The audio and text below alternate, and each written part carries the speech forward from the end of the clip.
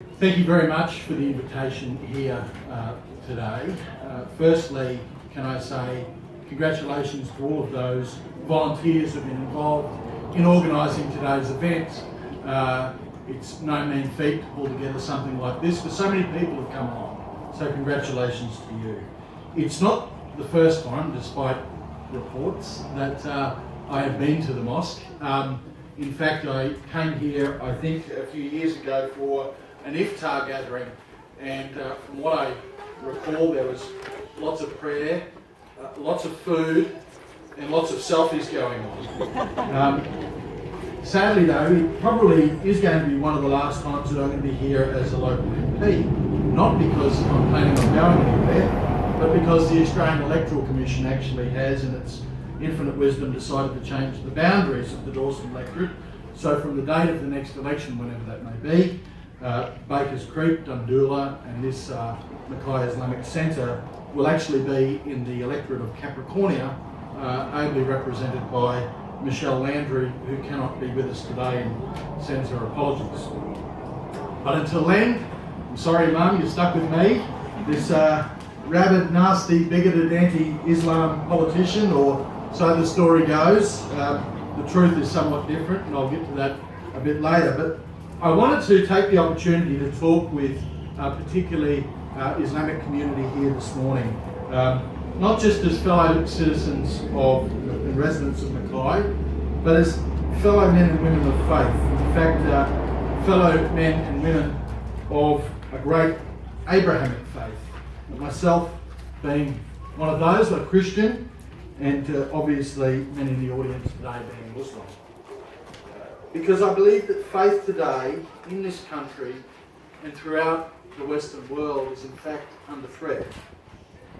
And I don't believe it's from sectarian bigotry or Islamophobia or racism, but in fact from secularist bigotry, pushed by those who believe that faith should simply be left at the doors of the church or the mosque, the synagogue or the temple, and not actually spoken about outside those doors or actually lived as part of one's everyday life.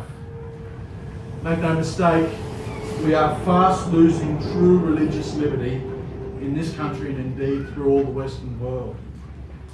Now, the great founding father of the American Republic, Thomas Jefferson, is probably a strange person to quote in Australia or at an Islamic gathering, but for those who know their history, Thomas Jefferson was a very great friend to the Muslim people. He actively fought for that country, founded by Christians who were fleeing persecution.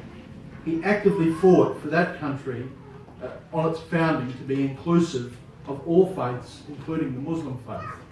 And he said that repeatedly, in fact. He was one of the preeminent advocates for religious liberty, a cause that I believe today we do need to rekindle. Jefferson said, "Believing with you that religion is a matter which lies solely between man and his God, that he owes account to none other for his faith or his worship, that the legislative powers of government reach actions only and not opinions, I contemplate with sovereign reverence that the act of the whole people, which declared, make no law respecting an establishment of religion or prohibiting the free exercise thereof, thus building a wall of separation between church and state." His sentiments are actually enshrined today in the Universal Declaration of Human Rights. It states that everyone has the right to freedom of thought, conscience and religion. This right includes freedom to change his or her religion or belief, and freedom either alone or in community with others, and in public or private, to manifest his or her religion or belief in teaching, practice, worship and observance. Many centuries ago, the Christian apostle Paul told the church of Galatians that, "Dear brothers, you have been given freedom. And I know in your holy book, Surah 2, chapter 256, the Prophet Muhammad says, let there be no compulsion in religion." Both my holy book and the holy book of the Islamic people here have within their pages the basis of true religious freedom.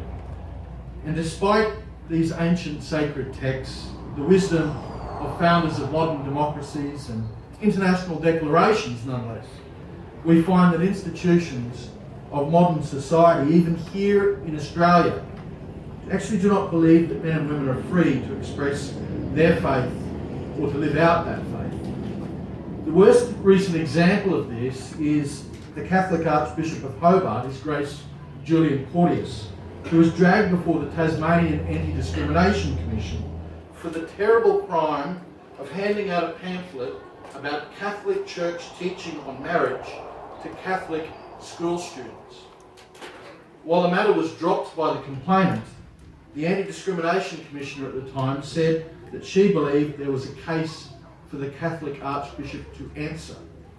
It is a very scary situation indeed when a religious leader cannot give instruction on religious matters to adherents of his religion without the potential to be dragged before some government tribunal to explain themselves and potentially face some sort of penalty. That is not freedom of speech, and it certainly is not religious liberty. Now, to those adherents of Islam here today, I have to tell you that Christians are pretty much fair game in the West. When someone criticises your faith, and I must say, I believe that in a secular democracy, everyone should be able to be free to criticise religious beliefs. But when someone criticises your faith, I do note that there's always a very negative reaction from the press and from many others in political life. But when they attack Christianity, I've got to tell you, you don't see the same thing. It's basically silence. It's fair game. And so it was pretty easy for these people to go after a Catholic archbishop. So that might not worry you, but I've got to tell you it should. The Lutheran pastor Martin Niemöller wrote a poem about the lack of resistance in Nazi Germany that went like this. First they came for the socialists and I did not speak out because I was not a socialist. They came for the trade unionists and I did not speak out because I was not a trade unionist. Then they came for the Jews and I did not speak out because I was not a Jew. And then they came for me and there was none left to speak for me. So it might start with the Catholics, it will move on to Protestant Christians, the Jews, and eventually the move to crimp the voice of faith in the public square will come to Islam. And in the United Kingdom, it already has. The founding Secretary General of the Muslim Council of Britain, Sir Iqbal Sakrani, in an interview was asked to give his opinion about matters pertaining to sexuality. It's the flavour of the day. He gave his opinions, his belief, that was in accordance with his faith, your faith, and as a result of that interview, a formal investigation was started by Scotland Yard's Community Safety Unit to ascertain whether or not this Knight of the Crown, Sir Iqbal, had committed a hate crime by merely stating his views on a matter of faith that he was asked about by a reporter. Now, eventually he wasn't charged, and neither was the Archbishop I mentioned, but the fact is, when just stating your beliefs can have you hauled before police or tribunals, what hope really does religious freedom have? And that's why I think we collectively need to stand up, men and women of faith, and defend the right for religious freedom. But we need to be very clear about what religious freedom is and what it isn't, or more accurately, what actions are not covered by religious freedom. With religious liberty, like all other liberties, there is freedom for and there is freedom against. And that brings me to the tough part of my address today. The elephant in the room is that in reality and in perception, in many parts of the world, even in this country, Islam does not appear to believe in religious freedom, at least when it comes to the freedom against part. Now, academic Dr. Daniel Philpott, writing for the Religious Freedom Institute, points out that an aggregate satellite view does indeed show a dearth of religious freedom in Islam. A comparison between the world's 47 or so Muslim majority countries and the rest of the world shows that Islam clearly has considerably lower levels of religious freedom than the rest of the world and Christian majority countries. He goes on to cite statistics that show that 78% of Muslim majority countries have high levels of government restrictions on religious freedoms, compared with 43% of all other countries and 10% of Christian countries. If we look at another very sad statistic collated by a website which tallies terrorist attacks and murders committed by criminals acting in the name of the Islamic faith, we find that last year alone there were 2,043 terrorist attacks in 61 countries, in which over 16,000 people were killed and over 14,000 people injured by people who were claiming to act in the name of Islam. Now, it needs to be noted that the vast majority of countries in which those attacks took place and the vast majority of people killed in those attacks were themselves Muslims. But it also needs to be acknowledged that there are Islamic leaders around the world who encourage such behaviour. The infamous Ayatollah Khomeini insisted Islam makes it incumbent on all adult males, provided they are not disabled or incapacitated, to prepare themselves for the conquest of countries so that the writ of Islam is obeyed in every world. Islam says, he said, kill all unbelievers just as they would kill you all. Now, I consider that a very, very sad and very, very tragic situation for your faith. It is being perverted. It is being perverted by these purveyors of death and destruction. And there's a great amount of evidence that your Prophet Muhammad was someone who did believe himself in religious freedom and actually lived that. He went about creating the first Islamic state, establishing this Charter of Medina, which stated that those Jews who followed the believers will be helped and will be treated with equality, and that no Jew will be wronged for being a Jew. Muhammad also wrote to the monks at the St. Catherine Christian Monastery at Mount Sinai, declaring a covenant to those who adopt Christianity far and near, in which he said no compulsion is to be on them, and that their churches are to be respected. They are neither to be prevented from repairing them, nor the sacredness of their covenants. And all this leads me to believe that Muhammad, if he was here today, would not only be a fearsome critic of those who commit atrocities in the name of Islam, but he would probably declare them apostates, not members of the Islamic faith. And the Muslim Educational Centre of Oxford actually agrees with my assessment. They state that many Muslims have been diverted from the true and tolerant path that is the hallmark of their faith to a distorted ideology of intolerance and exclusivity as their new doctrine, at complete variance with the original precepts of Islam.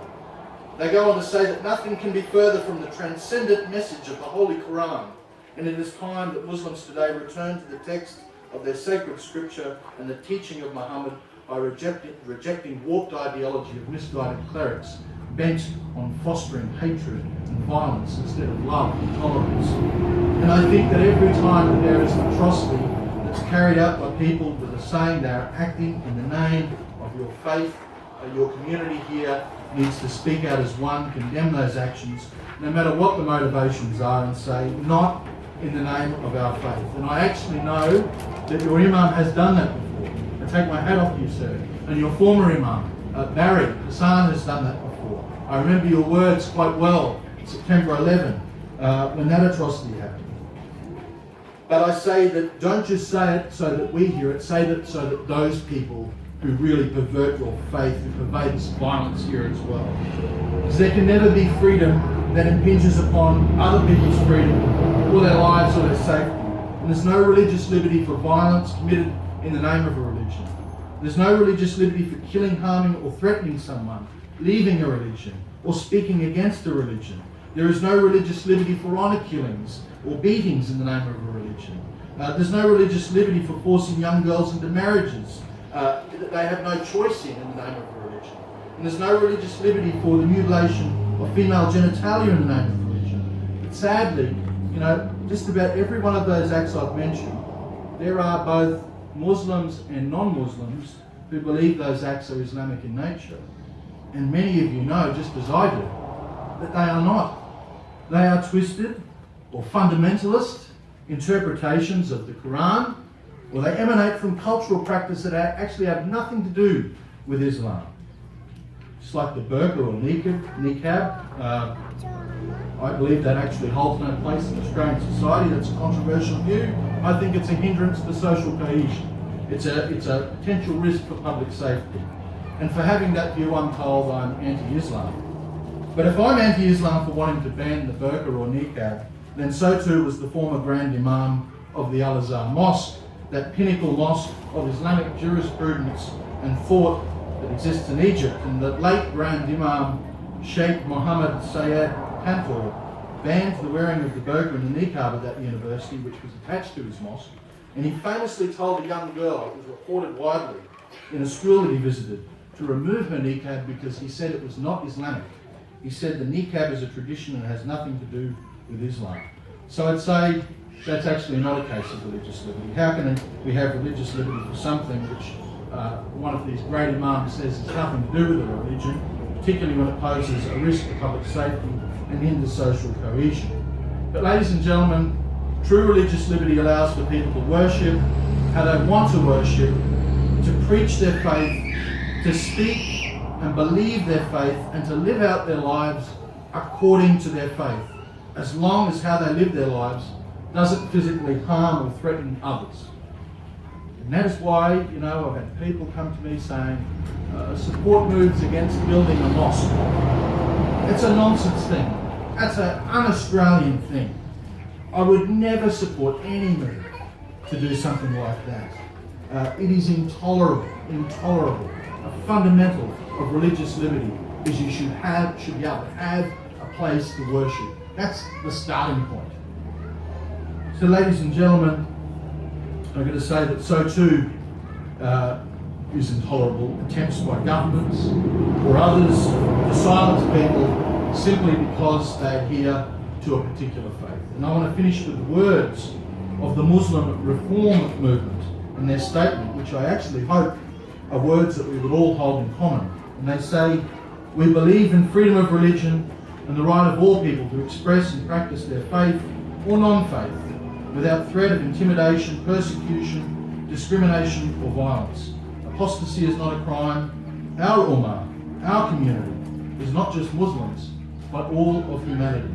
And from one adherent of the great Abrahamic faith, that being Christianity, I say to you, brothers and sisters of the Abrahamic faith of Islam, Assalamu alaikum.